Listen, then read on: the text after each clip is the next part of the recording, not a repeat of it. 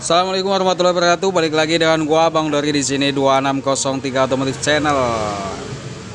Siang hari ini kita ada garapan motor spesi karbu, yaitu masalah lampu, cara merubah arus AC dan DC. Ini udah menggunakan lampu LED dan lampu LED variasi, cuman ini mati. Nah, ini pakai merek semacam kayak biasanya kayak merek Osram ya, yang PNP. Kita coba tes dulu, ini masih menggunakan arus AC. Jadi kunci kontak on, ini saklar on, kunci kontak on ya, masih belum nyala. Untuk senja juga masih belum nyala. Kita coba nyalain mesin. Coba pencetin bang. Oke. Nah ini baru lampu depan nyala dan lampu senja nyala. Untuk nyalanya belum begitu stabil karena ini masih menggunakan arus AC. Ini dengan teman kita nih dari Kebon Jeruk. Dengan abang siapa bang? Ridwan. Bang Ridwan. Ini abang Ridwan ini udah mengikuti tutorial saya di motor Scorpio ya. Iya. Di Scorpio berhasil. Cuman untuk di spesi karbonya dia agak sedikit ragu karena Bang Ridwan ini, Bang Ridwan ya? Iya. Bang Ridwan ini bingung di kabel spool bang ya. Iya betul. Nah, saya jelasin coy, di kabel spool ini di sini ada 3 kabel. Nah, Bang Ridwan ini bingung. Biasanya kalau dari spool itu ada 4 kabel ya. Bahkan ada 5 biasanya. Karena kalau yang 5 itu biasanya pulser 2 kabel. Terus warna kuning untuk lampu, warna putih untuk pengisian, dan satu lagi warna hijau untuk ground ya. Tapi tipe spool spesi ini sudah mendapatkan ground langsung dari besi ya, dari ground utamanya, yaitu dari crankcase. Makanya dia keluar cuma 3, yaitu 1 pulser. Jadi ini pulser positif, sama kuning ini lampu, sama putih untuk pengisian. Jadi 3 kabel. Jadi nggak usah bingung ya.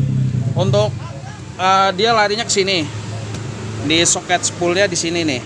Nah ini ada 3 kabel nih. Ada biru garis putih pulser, putih polos.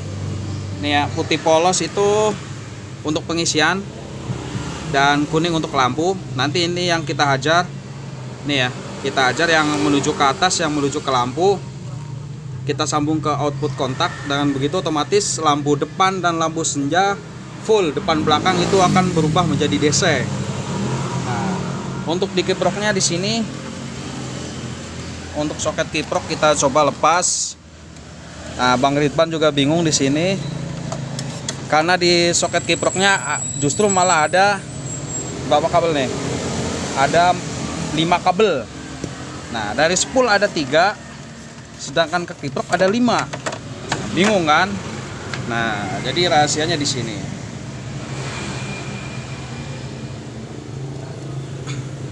Nah, di sini nih Bang. Ini abang Ridwan kita nih sedang memegang kamera.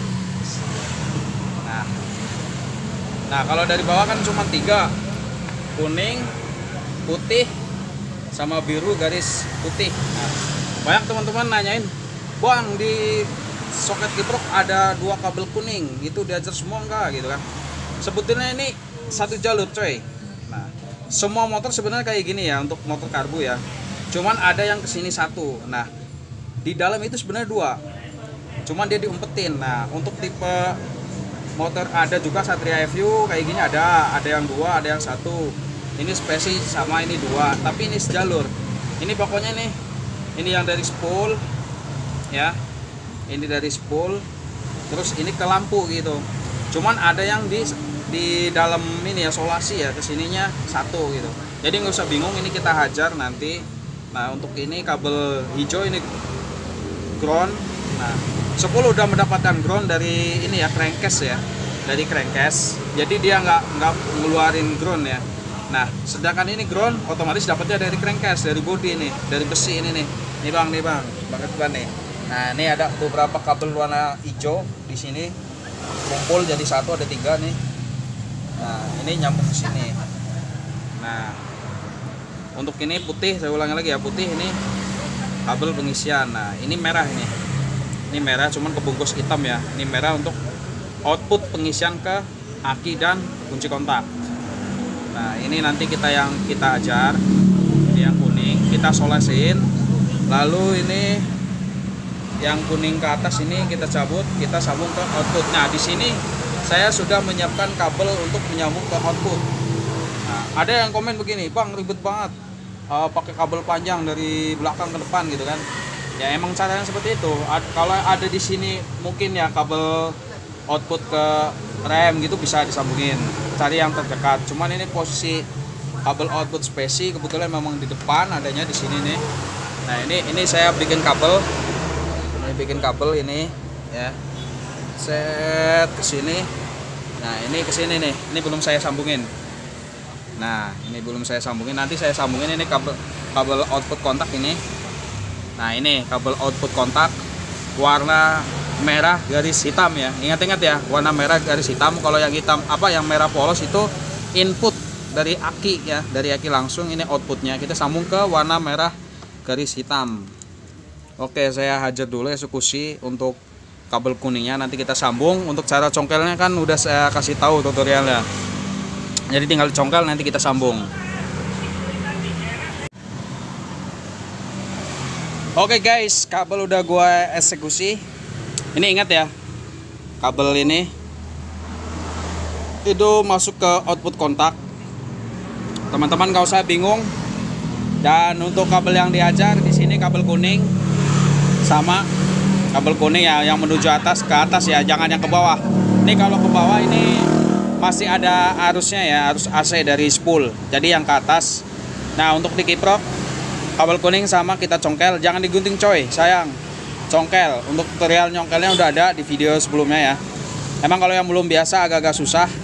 Nah, untuk alasan kenapa ini kita congkel yang dikiprok itu udah ada pembahasannya di video-video sebelumnya. Oke, kita tes aja. Nah, ini oke. Lupa gua nih. Ini inget ya, ke output kontak nih. Set. Nah, ini ke atas dan masuk ke sini. Nah, teman-teman tinggal selipin aja serapih mungkin. Jangan sampai kegencet ini ya. Kalau lagi belok atau gimana. Ini masuk ke sini ya, tinggal dicolokin aja nih.